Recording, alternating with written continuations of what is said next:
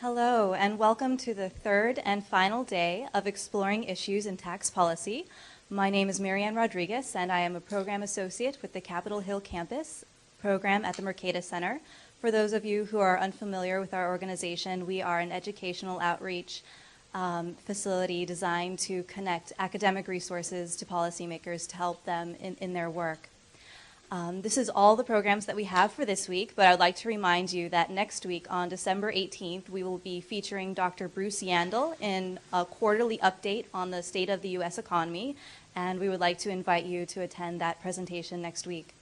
And as always, please do take a moment to fill out the green feedback forms that appear on the table before you because they help us improve our programs. Joining us today from the New York University School of Law is Daniel Shaviro, who is a professor of taxation law there. Daniel Shaviro earned his law degree from Yale University and served as a legislation attorney for the Joint Economic Committee on Taxation during the 1986 tax reforms. As a leading legal scholar in tax policy and budget policy, he has authored many publications, including several books, the latest of which is called Taxes, Spending, and the U.S. Government's March Towards Bankruptcy, which came out this year. Please join me in welcoming Daniel Shaviro.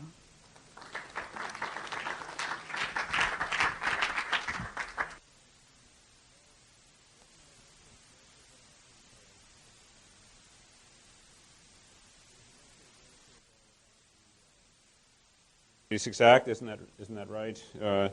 I'm here to tell you that was definitely the good old days to be working on the staff here. One reason is because we did the '86 Act, but that's not the main reason. The really important reasons are first, Joe Gibbs knew how to coach back then, and the other is that staffers were allowed to be taken to meals by lobbyists and the like.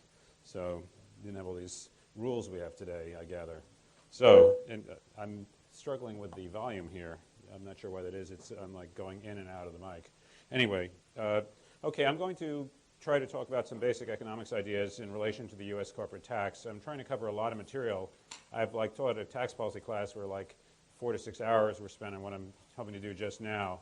So I'm trying to cover a lot of ground fast. The idea is that a lot of basic economics ideas really are important for thinking about the corporate tax. So I'm going to go a little fast. Please do stop me if you need to. One important feature here is I have printouts of the PowerPoint slides, and I think they can be helpful for, in particular as a backup if you were kind of interested in something I said, but it flew by too fast. You have the slides. The reason they haven't been handed out yet is simply because it's kind of really boring when you already have all the slides and I'm going through them one line at a time and you know what all the next slides say. So do remember, if you wish, to ask the sponsors on the way out for a copy of the PowerPoint slides. Anyway, what is the U.S. corporate tax? I would say it's not just when the economists and law professors and tax policy people think about it, it's not just the tax that's collected from corporations, it's the whole system for taxing income that arises through a corporation. So there are a lot of features, different features to keep in mind. And basically an income tax like we have at the entity level for the corporation itself, the really notable features are one, when they pay out interest, it's deductible. When they pay out dividends to shareholders, it's not deductible. That's a very important distinction. Another important feature of the corporate level is there are various non-recognition transactions. Companies reorganize and merge and divide and so forth, and they can do a lot of those things tax-free. There's some special rules for executive compensation that are really an important part of the system. An example is the $1 million limit on deducting salaries to highly paid executives of publicly traded companies. I know some lawyers in New York who complain about this rule, but maybe not for the reason you expect. They say, that rule is so absurdly easy to beat, no one will pay me any money to tell them how to do it. Finally, another important feature of the corporate level tax is tax shelter issues. Obviously, they're very big. Companies engaging in sophisticated money shuffling transactions in order to sort of do nothing economically but pay less tax. The owner level, the big issue is the double tax on, I'm not sure exactly what I phrased that I did in that slide. When dividends are paid to shareholders, there's a tax at the shareholder level. So as a result, you have a double tax. The company's taxed, then the shareholder's taxed only for equity, for dividends on equity. By the way, in 2003, the Bush administration had proposed to eliminate that tax, conditioned on the income having already been taxed at the corporate level. It turned out, though, that the outcome was just to have a 15% tax rate for dividends. Now, a final thing that leads to a shareholder level tax is shareholder level capital gain. Company makes money, so the value of the stock goes up, and then I sell the stock, I have capital gain. You'd think that people who want corporate integration, who don't want to double tax shareholders and companies, would want to eliminate that as well as the dividend tax. Nonetheless, in 2003, the Bush proposal would not have eliminated the shareholder level tax. Why? Well, one reason is it would basically make capital gains elective for the whole world. Anytime you're going to sell something, you just incorporate the asset and sell the stock. And so if shareholder level capital gain wasn't taxable, you'd have a bigger hole than you really want to shoot in things by just trying to have corporate integration. So the shareholder level tax is likely to be a feature even if there is something done for the double tax. Well, I want to turn to international because international is an important part of the whole mix. All these cliches about globalization are really true. When I was on the staff in 1986, we had a group called the F team, the foreign team. They did foreign transactions. We thought of that, oh, this is like a specialty. There's a group, the pension team. They do pension law. And then there's a foreign team. They do foreign transactions. It's like this niche specialty. Well, now it's everything. All the big companies that are, in the news, hiring a lot of workers, coming to Capitol Hill, paying a lot of tax, lobbying, they are multinationals. So it's basically everything. Like every transaction has foreign implications. If you're a New York lawyer engaged in financial transactions, it's all inbound or outbound. It's all international. So what I'm interested in here today is how the U.S. tax is outbound. Now, basically, the U.S. taxes income on both a residence basis and a source basis. If you're a U.S. resident, in theory, you pay tax on your worldwide income. That includes for a corporation that's a U.S. corporation. Foreigners pay tax on their U.S. source income. But U.S. residents get foreign tax credits. So they're not double taxed on their foreign income. Just to give a simple example of how it works, there's an error in the slide. It should say the foreign rate is 30%. So I earn $1 million of foreign source income.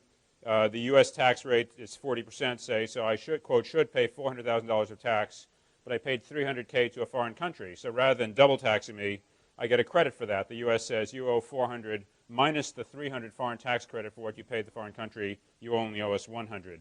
So the U.S. basically taxes the excess of the U.S. tax over the foreign tax on the income that was sourced there. So that's another basic thing. Another very important feature, which seriously compromises the truth of my first statement that U.S. residents are taxed on a worldwide basis. U.S. firms get deferral for the income of their foreign subsidiaries. If Microsoft just opens a shop in London, they're going to be currently U.S. taxed on what they earn there. But if they set up a UK subsidiary, a separately existing company that they 100% own, they will not be taxed on their UK source income until they're deemed to realize it in the U.S. So they get deferral as long as the money stays abroad. And it's when the money is repatriated, when they bring it back, such as dividends themselves, that they're taxed. But there is some current U.S. taxation of foreign source income of foreign subsidiaries of U.S. companies. And that's a very complicated provision known as Subpart F. In a nutshell, what it basically says is if you have passive income, like just stocks and bonds and things like that of your foreign subsidiaries, they'll be taxed today. And there's some rules. If we think you're engaging in nefarious tax planning schemes to kind of avoid foreign tax, like shifting income through one country to another, potentially that will be subject to Subpart F. In other words, it'll be taxable today in the U.S. even though it's a foreign sub and you haven't brought it home yet. When I say it's based on the nefarious schemes, it's not that nefarious schemes is a term of art in the code. It's that they have rules for making things taxable that appear to be based on the theory that that's what the taxpayer is probably up to. There's no good faith exception. Why is passive income taxed currently? Well, you can pretty much put that anywhere you like. The fear is people would put it in tax havens. You can only put a factory in a country that actually has workers and natural resources and all those things. You can incorporate your portfolio of passive assets anywhere you like. So that's kind of the rationale. Well, what are the distortions that result? The economics idea of distortion is very important. The idea is that normally what someone does on a pre-tax basis is really the best thing. We wish they would do it. They treat the tax as a cost, but socially it's a transfer because the government gets the money. So we wish people would do the same things they would have done on a pre-tax basis, or at least it would act as if they had the same incentives they had on a pre-tax basis. And when we give tax consequences to what you do, very often we will distort people's decisions. If the tax analysis changes the decision, that's presumptively a bad thing unless there's some reason why you wanted to change it. So the first big distortion of domestic tax is, do you do business through a corporate entity or not, or non-corporate entity partnership, or for that matter, just do it yourself as a proprietor? And the issues you're going to face, the tax issues that might affect your decision are, one, the double tax. If you incorporate and you're a shareholder and then you distribute income to yourself, you're potentially double taxed. That's one thing that happens if you use a corporate entity. A second thing is use of losses. If I personally have gains and losses, both, I can use the losses against the gains and pay less tax unless I get hit by a special anti-tax shelter rule. If I'm an individual, I have a big salary, and I have a company, and the company has losses, I can't use the losses against my income because it's a separate taxpayer. So that's the second big difference. The third big difference is the rate difference. The corporation may pay tax at a different rate than you do, than the owners do. You know, today in the U.S. law, that's not very true because they're both, for the most part, at 35%. But there's a real chance that's going to change. I'll talk about that a little more. The second big choice is debt versus equity. Well, what are the tax stakes in deciding whether to fund your business with debt or equity, and why would the tax system change the result you come up with how you end up doing it, have you do the wrong things, you're trying to save tax? When I say you're trying to save, this doesn't mean people are cheating. It means they're just responding to the incentives created by the rules, which might not be desired or good incentives. They're not deliberate incentives a lot of the time. Anyway, so should I use debt versus equity? Well, if a company's going to be paying money out to the people who invest in it, it's got to be debt for the interest payments to be deductible. If it's equity and they're paying dividends, it won't be deductible. That's one important difference. The second difference is on debt, some debt instruments don't pay current interest. The company doesn't pay you until much later. But the tax system will treat the interest as paid for tax purposes even if it's not. Whereas in equity, if you don't pay dividends, there are no dividends. You have to pay a dividend to have the tax system believe one occurred. Interest payments are imputed even if they weren't actually made. Yeah? Is this one reason why some companies do take out debt in order to pay back, let's say a special dividend or something like that on the other side? Because the interest is... Yeah, the obvious, I'm going to say how some economists have questioned this a little bit, but the obvious implication seems to be debt good, equity bad, because from a tax standpoint, because you get to deduct it. But the third point could go the other way, which is that under current U.S. law, dividends are taxed at only 15%, whereas dividends on equity are taxed at only 15%, whereas interest will be fully taxable to a taxpayer who receives it. That makes, to that extent, dividends are better for the recipient, they're not for the company. An important feature of that is that the reason I have 15% question mark is that the law that makes the dividend rate only 15% rather than fully taxable expires in 2010. The Republicans are kind of more eager than the Democrats to extend it, and obviously nothing's going to happen until some basis for a policy that's passed and signed comes in. So that's kind of hanging up in the air now, what's going to happen in the future there. Third distortion, distribute versus retain earnings. You have equity, you have profits. Do you give dividends to your shareholders? If you do, they're taxed. That appears to discourage paying dividends, although as I'll show, that's not actually as clear as you might think. The fourth distortion, form of distribution. When you give money to your shareholders, there are two main ways to do it. One is a dividend, you just pay the money. The other is a share repurchase. You purchase stock from them. And very often companies today will say, we're going to pay $1 billion for, instead of paying a $1 billion dividend, we're going to pay $1 billion for shares of our stock. So whoever tenders the stock can sell a share, some of their shares until we've paid out enough. That's tax favored usually.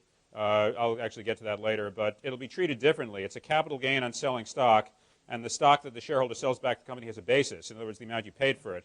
So instead of having the whole distribution be taxable, you're only taxed on your gain on the stock, whereas if you just get paid a dividend, the whole thing is gain. Well, does it matter that you give up a share? Well, okay, you own a little less percentage of the company, but then again, what if the company issued shares? Then you'd own a little less percentage of the company too.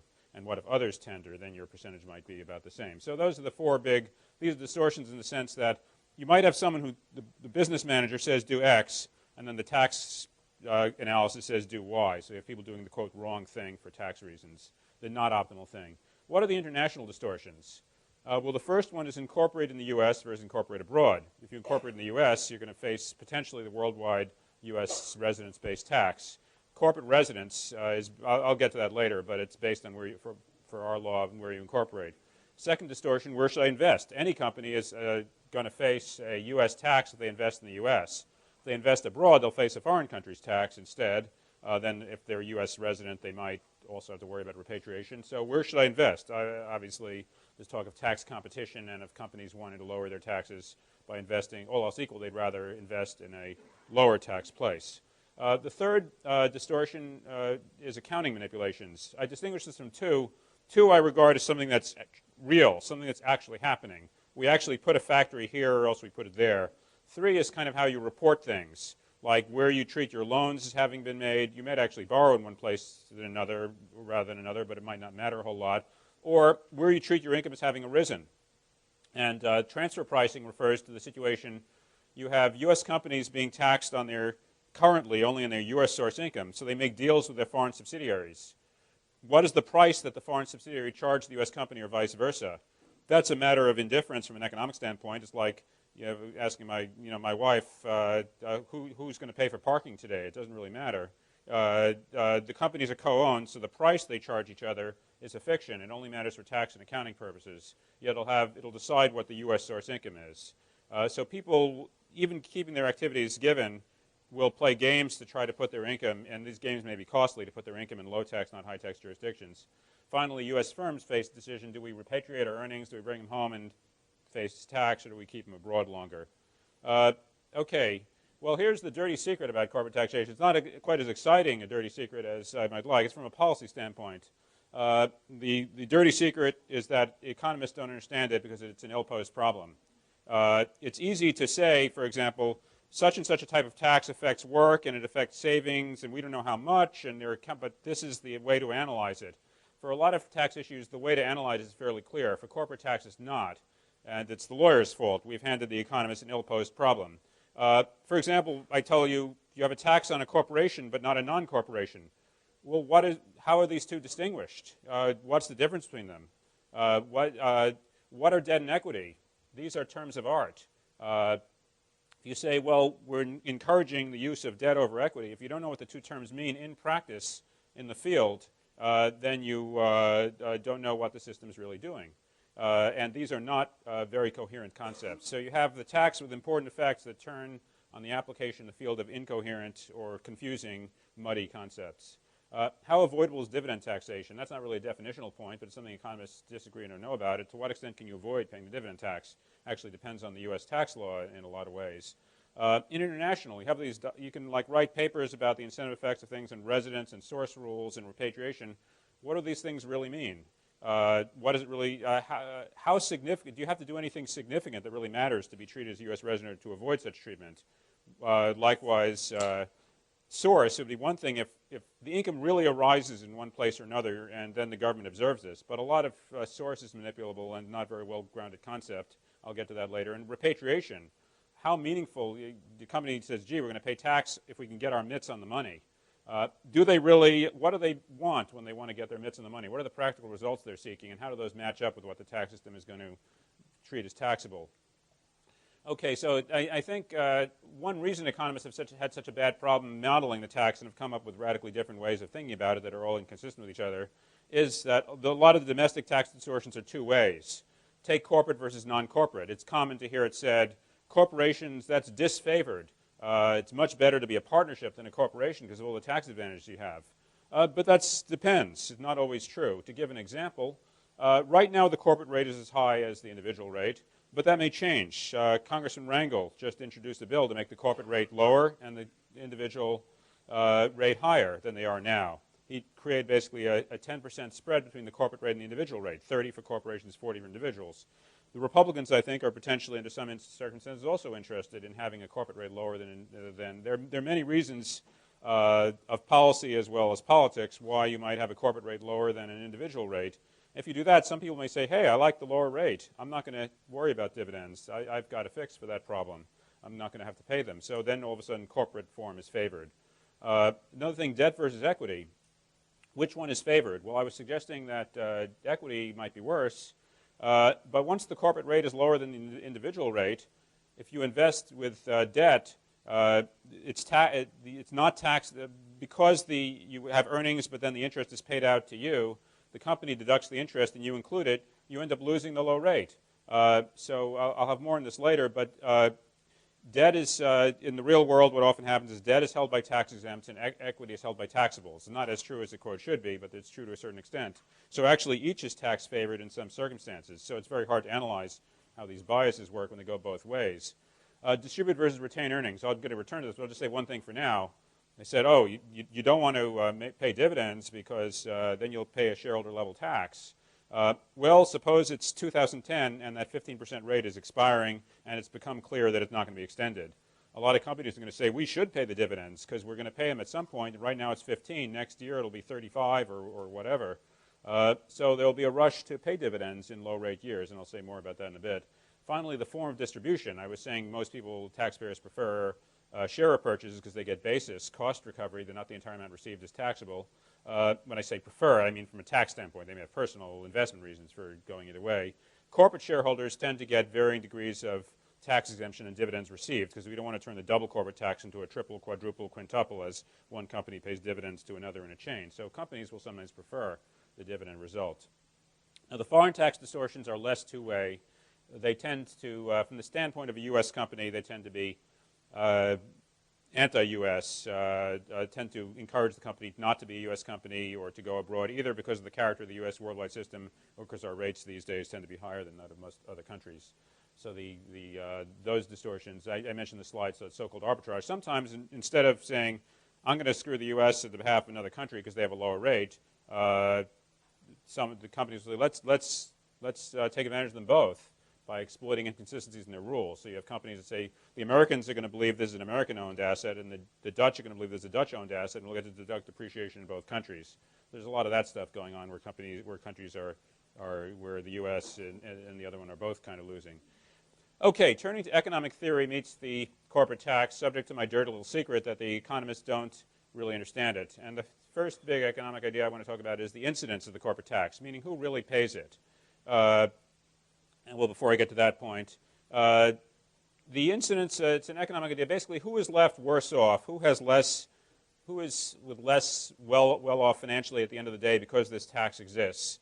And it's not the corporation that bears the incidence of the tax. It can't be because a corporation is an inanimate entity. Only people can bear a tax. Because what it means to bear a tax is you have less money and you're financially less well off. So that can only happen to people.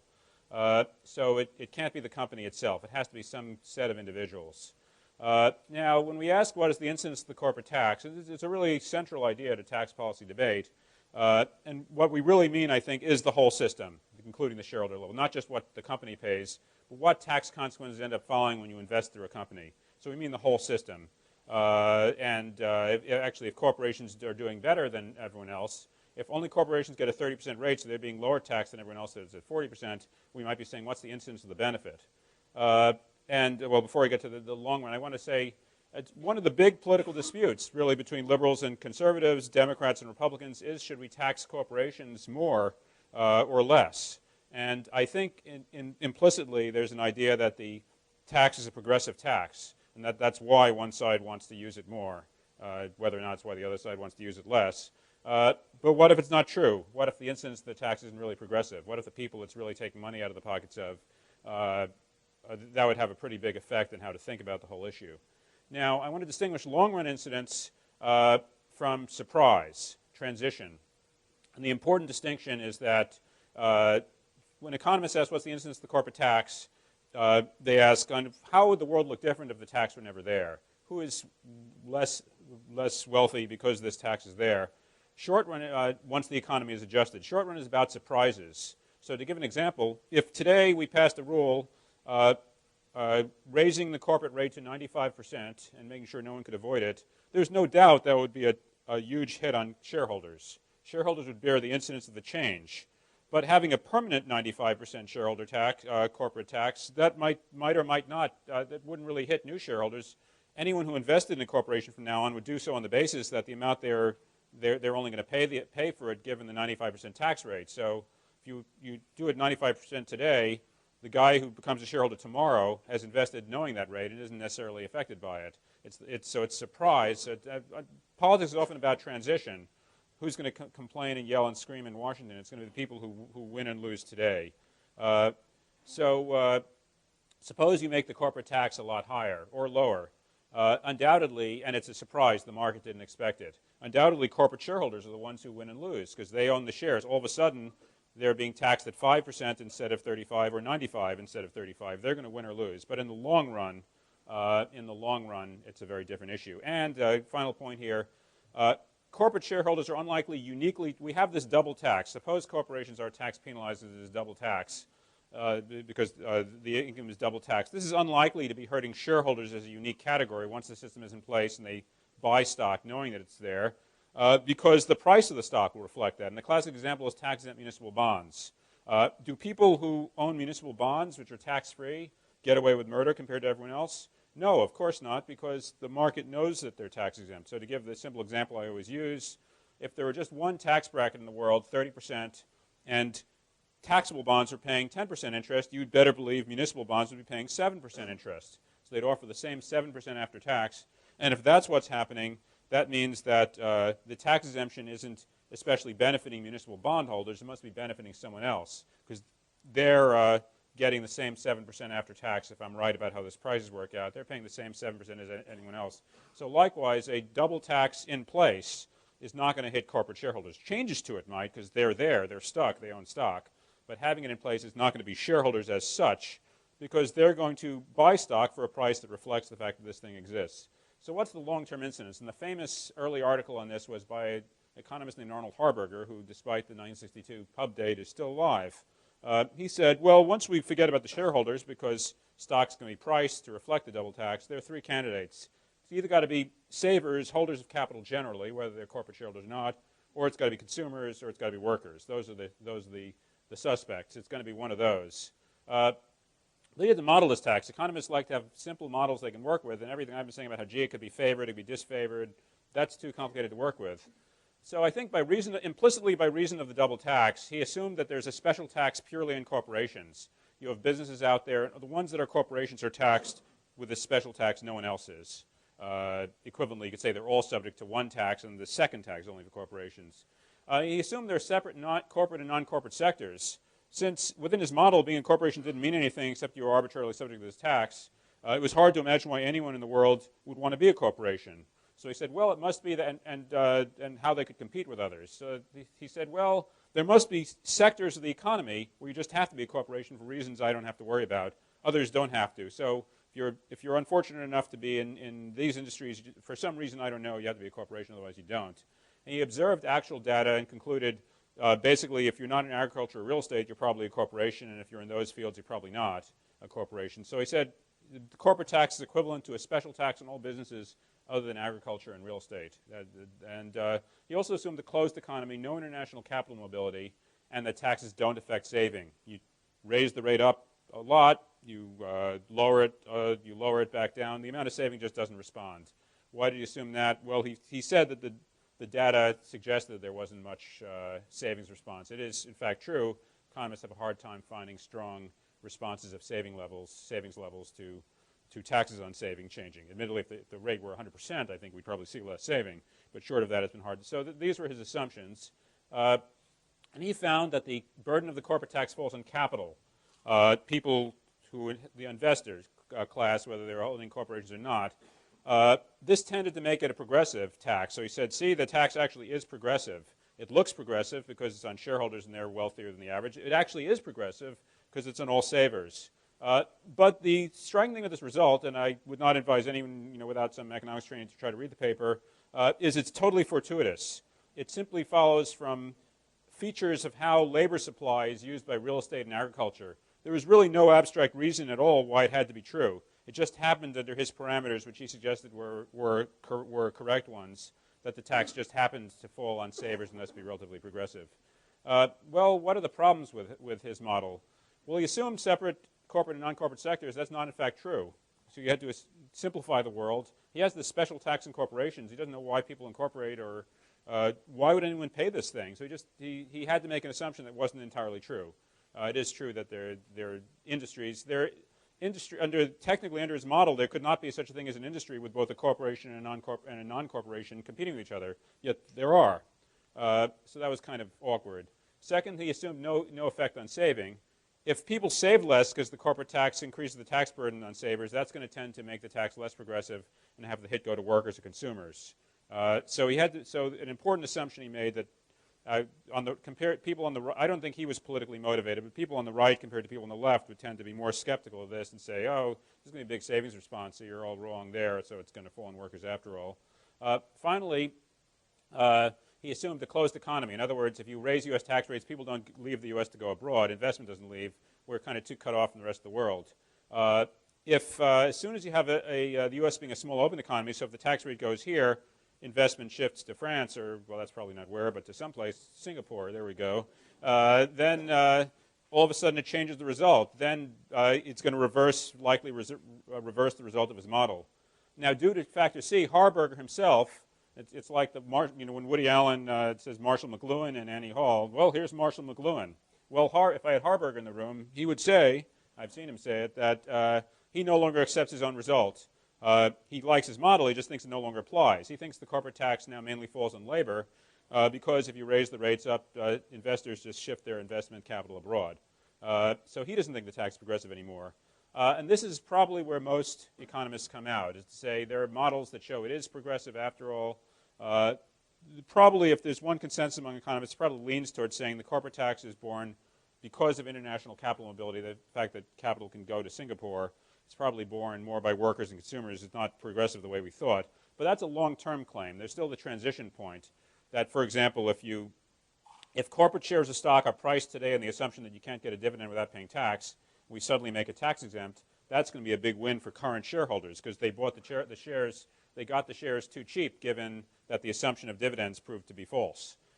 So transition is still, eliminating it would still presumably benefit current shareholders. Okay, so that's what I'll say about incidence. Again, it's a very important issue because in deciding how to tax corporations, it has a lot to do with the whole debate about progressivity. So you kind of want to know what the relationship to progressivity really is. Economic theory part 2, a second set of ideas I want to play with a little bit today, is debt versus equity.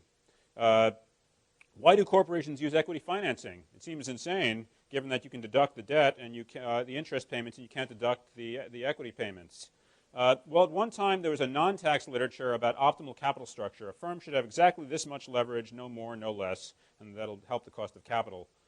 There's a very famous economics article by Modigliani and Miller, Franco Modigliani, can I pronounce this, and Merton Miller, that's easy, who showed that under certain assumptions, capital structures are relevant to firm value.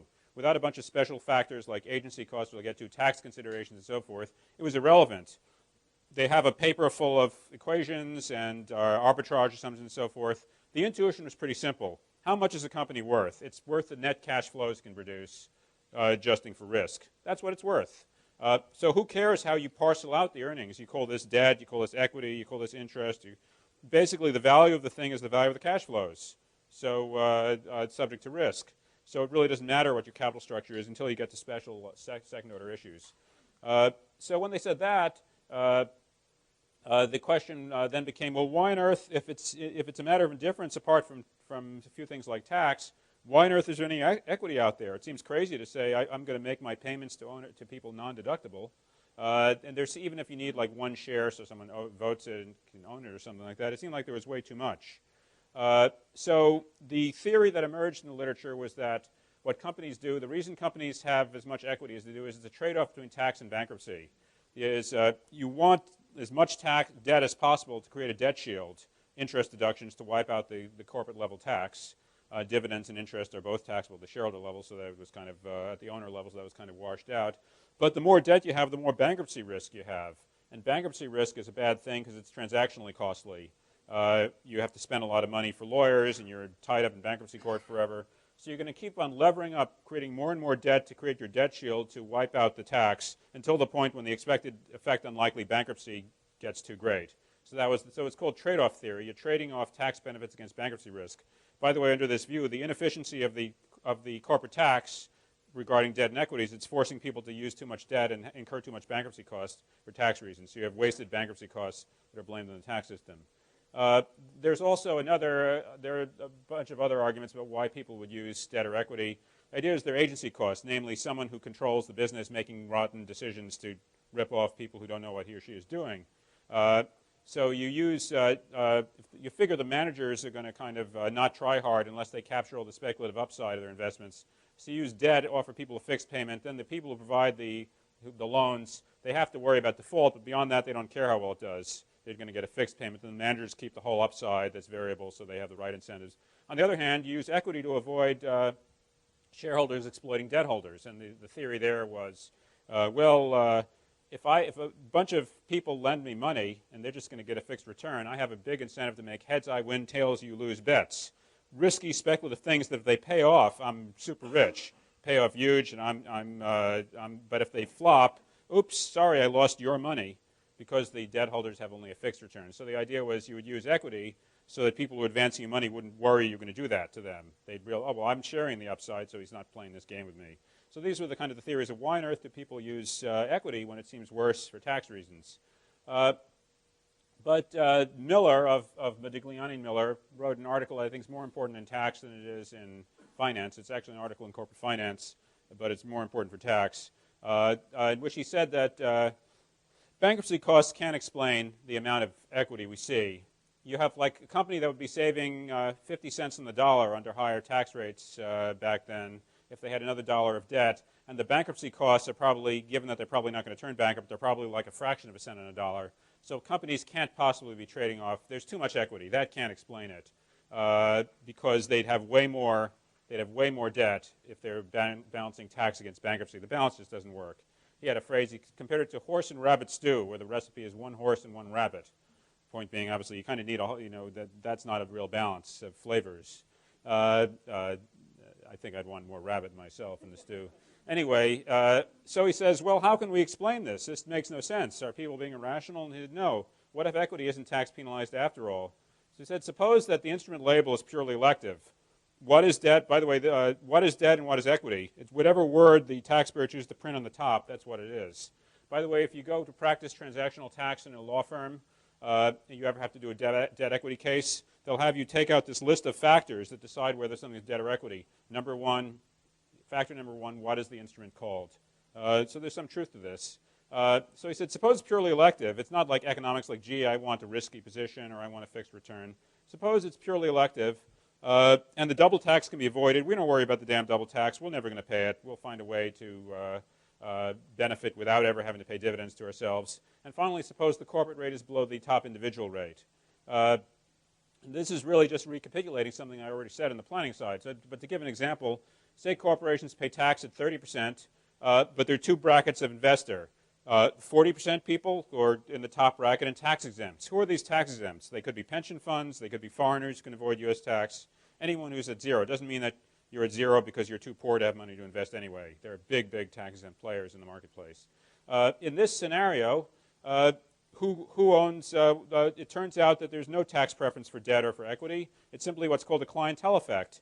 If you're a 40% taxpayer, you like equity because then it's taxed at the corporate rate of 30. And again, you never have to take out the second level of tax. Your planners tell you how to avoid that. The chief way might be you hold the stock till you die, you get an increased basis, and then your kids buy it from the company for no taxable income. Anyway, so you have, so the corporate tax is simply a device for people whose tax rate is above the corporate rate to get the corporate rate. If you're a tax exempt, you use debt financing, and the company deducts it at the full rate. You include it at zero, so you might as well not include it at all. What does the corporate tax do? It permits people to either use their own rate or to use the corporate rate if they prefer, and that's all the system is, according to Miller. Well, it didn't do well in the finance literature because some things were observed, like under his theory where tax decides what the investor holds, pension funds shouldn't hold any equity. And as you may, if you read the paper about how Harvard made an absurd amount of money through their pension funds, tax exempts do hold equity, which means they're paying the corporate tax instead of via the corporation rather than paying zero. So it doesn't seem to fit. It was called the Miller equilibrium because he predicted the ratio of debt to equity in the economy should simply be a function of how much money is sloshing around in the two tax brackets. And it turned out that no one could really find any verification of that. So it didn't seem to be like a strong enough theory to really explain things. But I think it's becoming truer. And what's making it especially important today are two things. One is financial innovation, and the second is there is discussion of corporate rate cuts. When I say corporate rate cuts, I don't mean how high the rate is absolutely. I mean how high it is compared to individual rates. But there's a lot of talk, and again from the Democratic side of the aisle, too, with Congressman Rangel, that the corporate rate would be lower than the individual rate. And financial innovation means essentially whether something is debt or equity is truly increasingly elective. And I guarantee you there are people there are people in law firms not only deciding how to first create the instrument you want and then give it whichever name you prefer, they're even figuring out how to call it one thing for financial accounting and another thing for tax. There's a whole cottage industry designing instruments that the tax system believes are debt and the accountants believe are equity, because you don't want to have to deduct interest payments from earnings for a share. So we're getting to a world where there are a lot of tax-exempt players from all over the world, and financial innovation means basically you can design your own instrument and call it whatever you like. It seems to me that that's making the thing ever truer, that the corporate tax is essentially an election to use either your own rate or the company rate. And it's the joke in Wall Street is, how do you know if it's debt or equity? All we have to do is find out who we sold it to, and we'll know. If it was sold to a tax exempt, it's bound to be debt. The hybrids that I have there on the slide is simply a reference to these things where you tell the accountants it's not debt. By doing this, it doesn't mean people are cheating. It means they're simply very skillfully tailoring what they do via the rules in order to get the result they want. Now, if the Miller view is becoming truer, as I think it is, then it turns out that when you think of where the corporate tax should go, conforming the tax treatment of debt and equity may be more important than corporate integration, especially if there are a lot of tax exempts around the world who can kind of invest tax-free, strip out the U.S. tax base through interest deductions. It may be more important when you're thinking about how to make the system work to have debt and equity treated the same than to focus as much on the double tax. There are some corporate integration schemes that do that. I'm not going to talk about them today because I would already have way too much. One's called CBIT and one's called BITE, or the Business Enterprise Income Tax, actually designed by the current Joint Tax Committee Chief of Staff Ed Kleinbard, the latter one, BITE. He rather likes the sound of that. Anyway, those are some corporate integrators that do this. But anyway, the debt versus equity is an important issue and one that's going to come up. Finally, the sort of third corporate issue I want to get to before I go to international a little bit is the question, is there lock-in? And the so-called old view of dividend taxation said, yeah, dividends are taxed. There's lock-in, meaning that you're tax discouraged from paying dividends to your shareholders. Now, managers love lock-in, but it's not so good for shareholders. Why do managers like it? There's actually a lot of empirical evidence of this. It's fun to have more money to play with. If they give to the shareholders, they don't get to play with it anymore. Basically, to put the point more neutrally, it's accepted in the literature that managers have an incentive to want to retain more earnings than would really be optimal from the shareholder standpoint, because they're more powerful, they have more to do. So managers like lock-in, but it's bad for shareholders. Why is it bad for economic efficiency? Because in theory, whenever the shareholders can make better use of the money, it should be paid out, but the managers won't always respond to that. Well, the so-called new view of corporate taxation says that a uniform distributions tax does not discourage dividends. It discourages incorporating. It discourages equity financing, because here, unlike Miller, we're assuming there's a double tax at some point, but it does not actually discourage dividends. Is the new view true or not? Well, it states a tautology. It states something that is true under its conditions. So the question is, how true are the conditions? By uniform distribution tax, I mean two things. One is that all distributions, no matter how made, will be taxed the same, whether it's a dividend or a share purchase or anything else. Secondly, it doesn't matter when you make it. It'll be taxed the same rate this year as in 20 years or 500 years for that matter. So the reason that the uniform distributions tax doesn't discourage dividends is that you're going to pay it no matter what, and delaying it doesn't make things any better. So to illustrate this point, here's an example of where I'm planning, because I have time to run through it a little fast, but I hope that if you get the handouts, if anything wasn't clear about this, that'll help nail it down later on. So we assume I'm going to make all tax rates 50%. That's a bit high, but it's arithmetically easy. Assume all rates of return are 10%, and the company has $100 of earnings. It's going to pay out this amount now, or it's going to pay out whatever's left in 1 year. So we're just doing this year against next year. If you pay a dividend now, and this is with all taxes 50%, including the dividend tax, you give the shareholders $100. They have $50 left after paying the dividend tax. They invested for a year. They earn 10%, but then they paid 50% tax on that. They end up with $52.50 after tax. Option two, dividend in a year. You delay the dividend. If there's one rule of tax planning that's almost always true, it's that delaying a tax is always good. This is the counterexample. The corporation keeps the $100. It invests at the same 10% return. After a year, there's a typo there. It should say 110 before and 105 after tax. So the company earns the same 10%. It pays tax. It is 105. It gives you the dividend. You pay 50% tax on the dividend, and bingo, you end up with $52.50. So what you can see in this example, apologies for the typo regarding the $100 in the last line that's there, you can see that paying a dividend now or paying in a year led to the same tax consequence. So how can this be, given that deferring a tax is almost always a good thing? It's rule 1 of tax planning. The reason is that by deferring the dividend for a year, you increase the ultimate dividends tax. You postponed it for a year, but it ended up with a bigger amount being distributed. Or one way to put it, and again, I'm counting on the slide if I'm going past this too, which you'll have after it's been going on this too fast. Deferring tax for a year benefits you at the interest rate. It's like borrowing the amount you would have paid for a year. But this tax grows at the interest rate because the company is earning more, and it's going to have to pay out the whole thing. So by deferring the tax, you postpone it, which is good, but you keep the earnings in corporate solution which is, longer, which is bad. So the new view shows that if you have a uniform distributions tax as defined, there is, once the money is in corporate solution, there is no lock-in. You might as well pay it out now versus the future. So the result managers supposedly want of having an excuse not to pay dividends turns out not to be true. Why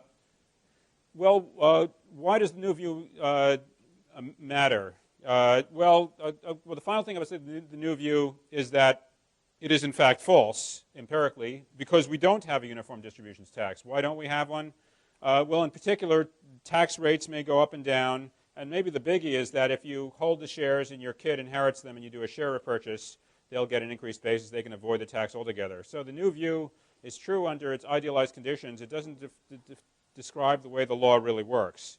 Why it's nonetheless important is that it tells you something you would not have, certainly I did not previously understand with the corporate tax, which is that lock-in isn't automatic. It's not just because you're taxed today. Lock-in depends on the differences between present and expected future tax rates. So the real incentive that the dividend tax gives you is not to avoid paying dividends, but to pay them when they'll be lower taxed, whether it's now or in the future. And that can go either way. Now, it leads to the reason we have lock-in today is not due to a rule in the corporate tax as such, but it's because the main reason why lock-in is an accurate description of the world today is because if your kids inherit the stock, they can sell it and not pay any tax. So that's really the key. But it's the present versus future tax rates that determine what the incentives are. So dividend rate stability. If you don't want the tax law to be monkeying with when people pay dividends, what you really need is not a low dividend tax or a high one, but a constant one that is fixed, so that companies have no tax reason to pay dividends now versus in the future. It'll be the same tax rate.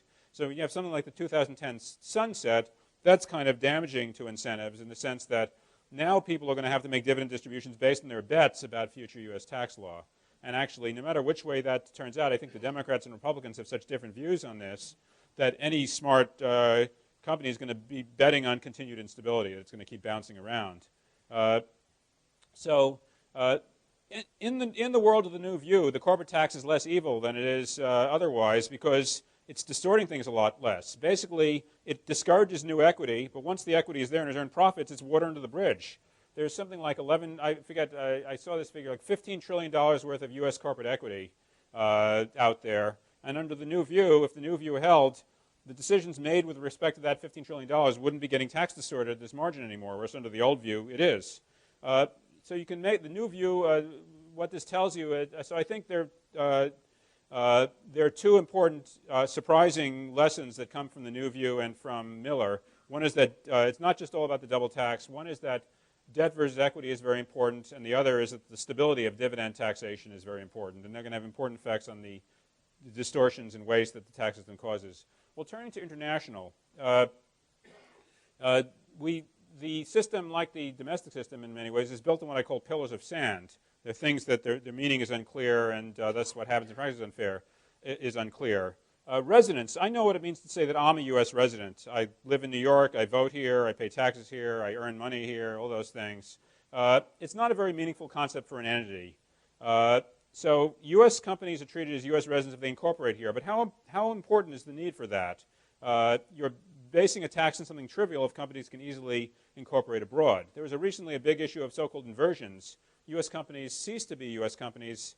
They flipped over to be owned by a foreign sub to avoid being U.S. companies, and that caused a lot of outrage. But of course, if they'd been smart enough to incorporate abroad to begin with, they would have avoided that. So residence and source are the two basic ideas of the U.S. international tax. Residents pay tax on their worldwide income. Anyone pays tax on their U.S. source income, but neither idea is very economically well grounded.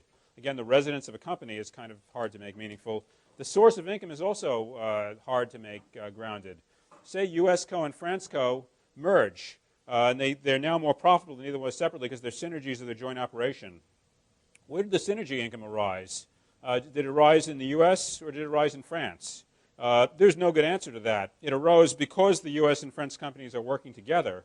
How do we resolve it in practice? Through transfer pricing.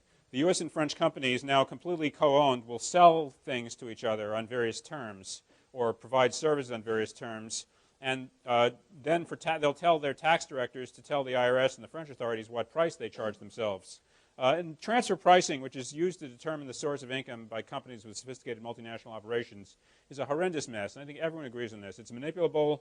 There's no good answer in theory to what the transfer price should be. The transfer price theory, it turns on what two parties would have done with each other at arm's length. But the thing is, they're not at arm's length. And the reason they merged is because they're better off not being at arm's length. So there's kind of no good answer. It has important tax consequences. It's a vital idea, a vital cog in the U.S. international tax system. It's also very administratively costly in practice. It is, by the way, sort of an economist's employment act, because they'll often call an economist to say what the transfer price would have been. But for the lawyers, it's just a bore. So anyway, okay, I want to turn to a bit of the issues, the important issues facing U.S. multinationals.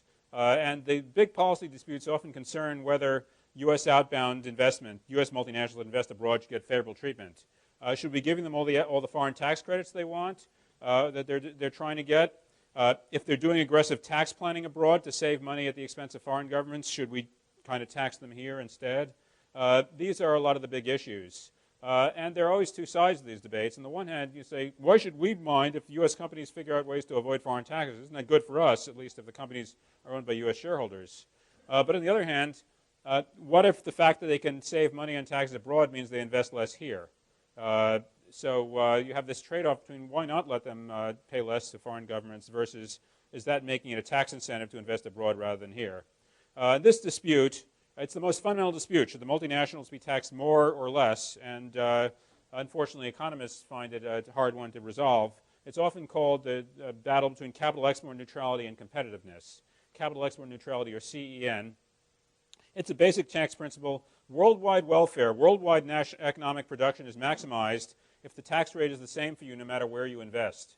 And the idea here is that the pre-tax investment is the best, the one with the highest pre-tax profit, that's the best investment. So you don't want to change your investment strategy. This is what we think domestically, and most of the time when we define efficiency. The difference here is where it's international. We're only the U.S., and we're thinking about what happens abroad, about the welfare of people abroad as well. Now, if you believe in CEN, if you think that CEN suggests that the world will be better off if you if you don't let U.S. companies save tax by investing abroad. But maybe it's good for the U.S. too. If it means that they don't, can we do well by doing good? Well, we raise revenue from these companies by avoiding having them an incentive to shift their plants from here to abroad. So under CEN, it's not, we're not just helping worldwide efficiency, we're also helping the American tax base by saying you have no reason to get abroad, we're going to hit you with the American tax rate no matter what. Can we do well by doing good? And the answer is yes. Taxing U.S. companies and the worldwide investment at the U.S. rate is good for the U.S. if the companies respond by curtailing these tax planning schemes and paying more tax to the U.S. guy, if they basically respond by saying, well, we're going to invest in the U.S. after all. On the other hand, it's not good for the U.S. if all that happens is that other companies make the profitable investments instead of the U.S. companies. So it's really an empirical question of what happens. Really, the question is what happens to U.S. investment, the level of U.S. investment when you tax more abroad. That's really the empirical question. Conventional tax policy had long said the CEN view is correct, that the U.S. is kind of doing well for itself, not just for foreigners, not just for the world, when it tells U.S. companies you're going to pay our rate even if you invest abroad. But there's some recent empirical work throwing doubt on that, so it's now, I would say, an open question. The empirical work, in fact, suggests the reverse to a degree. Okay, well, so it's CEN versus competitiveness. Now, counterintuitively, competitiveness questions are sometimes less obvious than the idea of the American firms being taxed at 40%, the German firms being taxed at 20%. How can we compete with them? Counterintuitively, and here I have another error in the slide, a firm taxed at a high rate can compete with one taxed at a low rate, all else equal. Suppose firm A and B are both taxed on their economic income. One is taxed at 40%, the other is at 20%. Can they compete? Answer is actually yes. If you're taxed at 40%, you'll still try to maximize your pre-tax profit. Both companies, the way to maximize their after-tax profit is to maximize their pre-tax profit. And once they do that, they'll be able to pay their bills. So essentially, I would probably need more time to demonstrate this more, but you can compete despite your tax rate being higher. The problem, or one problem, is that you don't generate as much internal financing. So if the only way to invest is to generate your own earnings so you don't have to go hand in hand to a bank that's afraid you're trying to cheat them by defaulting if you don't do well, then the 20% company will have an advantage. Secondly, that's the, we'd all rather be taxed low than high, but the main competitive difference really is just for internal financing. But on the other hand, suppose we change our scenario. Suppose you have A and B are trying to get investors to invest in them, and one says, we'll pay you what we have left after paying tax at 40%. The other one says, we'll pay you what we'll have left after paying tax at 20%. In that case, there is a competitive advantage for the low-tax firm. They can kind of pay investors more. So they'll be the ones that get capital from around the world. They'll outcompete the U.S. firm in the market for raising funds. That's kind of the counter to the that's the way the competitiveness argument has been restated. Well, U.S. multinationals are obviously the big issue is should they be taxed more or less, and I've tried to show quickly that economists are kind of unclear, are uncertain, or in dispute about how it really plays out from the American national interest. U.S. firms claim that the competitive disadvantages are bad for them. Is it bad for the U.S. if it's bad for them? And I would say it's not as obviously true as it may seem. What we really care about is not U.S. companies, but U.S. individuals. But there are two reasons why, the two arguments the multinationals can make to try to argue that it is in the U.S. interest for them to do better. In other words, a version of what's good for GE is good for America. The first would be home country bias and who owns stock. U.S. companies are typically owned by U.S. shareholders mainly. So to the extent U.S. companies are more profitable, it does benefit Americans as long as home country bias is true. Secondly, there are claims that are not fully resolved in the literature yet that there's complementarity with profitable domestic investment. In other words, if they do something really well abroad, it'll enable them to invest more rather than less in the U.S. So instead of them shifting their investments abroad, they do more here. If they do really well abroad, it gives them opportunities to exploit more profit-making things at home. So to the extent that's true, the U.S. multinationals are right. That's what's good for them is good for the U.S. By contrast, it's not true if they end up shifting investments from the U.S. to abroad. These are open empirical issues at this point. Final point I'll close on, ask if there are any questions. Are U.S. corporate rates headed down? I would say I think they are. This is not saying they should be. Maybe they indeed should be, but I just think they will be. When you have both sides of the aisle supporting this, competitive pressures worldwide, it seems highly likely to me that you're going to have U.S. corporate rates dropping both absolutely and relative to non-corporate rates in the U.S. over time. This is just where I would think the system is headed. Actually, whichever party wins in the short run. Now, one good thing about this from a U.S. standpoint is that companies decide where to park their profits for tax purposes. It's kind of free money for the U.S.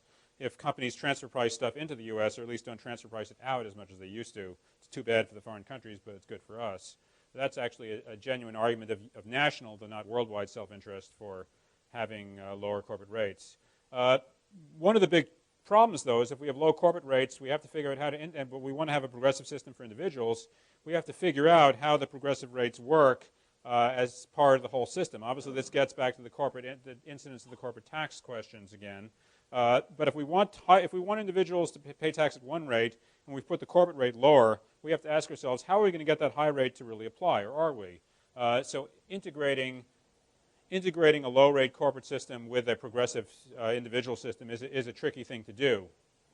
Now, we've been there before. In decades in the past, while the corporate rate was very high, it was much lower than the individual rate. So there are a bunch of things in the U.S. tax code that try to make this work, but it would be an open challenge of how to combine, if you happen to like more progressivity, not less, how to combine that with a low corporate rate is a challenge that tax policymakers are going to face.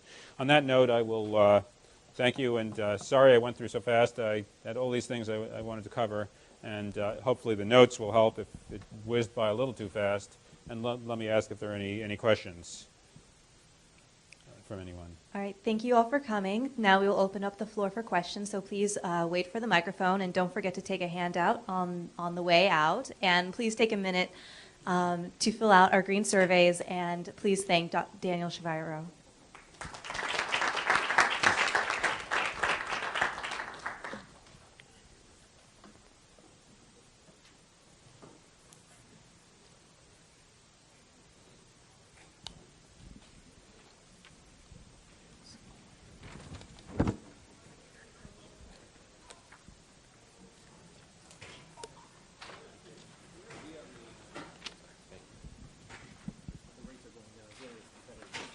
Yeah. I think, I mean,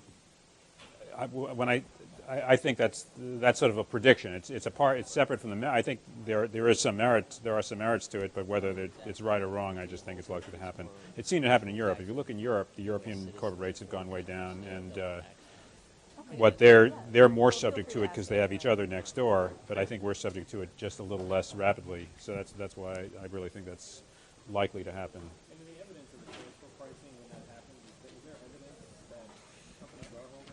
Yeah, there's a. I'm sorry.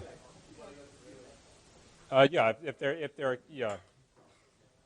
I was just asked, is there evidence that companies respond to transfer pricing? Well, there was a line in one of the papers said that even the luck of the Irish can't be this good, because when Ireland cut their corporate tax rates, all of a sudden immense profits started showing up in Ireland. Companies, multinational companies, suddenly turned out all their profits. There was a big case where Cadbury Schweppes was. The European Court of Justice stopped the British from nailing Cadbury Schweppes because they had put 34 million pounds of profits into an Irish finance subsidiary that had, let's see, it had no office, it had no telephone, it had no employees, but apparently it made 34 million pounds off Cadbury Schweppes, which of course Cadbury Schweppes didn't mind since they owned it. Yes, transfer pricing is very responsive to. Essentially, basically it's just playing games to put your money in a low tax country. When I say playing games, there's often no right answer to begin with to what the transfer price should be, so that makes it all the easier. It's not like you're lying about a true price. There may not be a true price that anyone knows. So, yeah. Yeah, there's a question over there. Who's next? I'm sorry, did I see? Oh, there's over there too. Sorry. Thank you. I wondered if you had to fly through it. You had a description of A taxed at 20%, B taxed at 40%, or maybe it was reversed. Right. Yeah. And you seem to have two contradictory elements. One was the difficulties that do arise are internal financing. Yeah. And then there was a description of the disadvantage for external financing, which kind of seems to me it leaves them with no financing option. I didn't know if there was more to it than that. It just seemed counterintuitive. I don't know if you can explain. I'm taxed at 40%, you're taxed at 20%. Sometimes the assumption would be, I at 40, I can't compete with you. Like, you're going to underprice me. I think if you get cheaper rent than I do, or if you get cheaper worker salaries than I do, you can outcompete me. But a lower tax rate doesn't work that way. Reason being, we both are seeking the highest pre-tax profit. Being taxed even at 99.9%, you still want your pre-tax profit to be as high as possible. So we'll both price the same way. We'll both make the same decisions. The only difference is you're luckier than me. You get to keep $80. I only get to keep $60. We'd rather be you than me, but I can compete with you. And then he said, well, that's subject to the fact that if I need my own funds to invest, because it's too hard to, the asymmetric information problem in capital markets. I tell people, well, give me this money. I've got a great opportunity. They don't know how true it is. I know it. So to the extent that internal financing is important, then you do have an advantage over me. You end up with $80, not $60, to plow into your next project. So it's a kind of a second-order competitive advantage. But then I said, to an investor who's going to keep what's left at the end of the day, if you're keeping 80 and I'm keeping 60, you might be able to outcompete me for that investor, for investment capital. But that's different from running them. So that was what I was trying to run through on that. Yeah, there was a question over there. So I had a question about your treatment of the lock-in effect under the new theory. Yeah. One of the things that I've always heard about the problem with lock-in is that the corporation will hold on to earnings and invest them at lower return investments than those outside. But the assumptions that you've got here show that all the rates of return are equal. I made it so right. How does that interact with the new theory of... That's a simplifying assumption for another way of putting it is that when I made the rates the same, it was a matter of indifference. If one rate of return is higher than the other rate of return, it'll come out that you should distribute it to whoever will earn the higher rate of return. So if the corporate rate of return is, if I had my little example with the 5250, if the corporate rate of return was either higher or lower than the individual rate of return, the incentive would have been to give the money to the party that can invest it more profitably. That's the right incentive. So the point of the new view is not that you don't care where the money is, it is that you don't care from a tax standpoint where the money is. So whichever level could have earned, if one was going to earn 11% and the other only 9%, the new view would come out that you're going to distribute today or in a year, whichever one gets the money into the hands where it earns more. So the reason it matters is because when rates of return differ, you want people to put the money where it's more profitable. So lock-in leads to the wrong result when the individual return is higher than the corporate return. Under the new view shows that the tax washes out. So that's why I equated the rate. If with the rate of return the same, it's totally neutral. Then when the rate of return is unequal, you'll go wherever it's higher. So that's how that fits together. Other questions? Or? All right, well, if there aren't any more questions, then thank you all again, and thank you to Daniel Shaviro, and we hope to see you next week.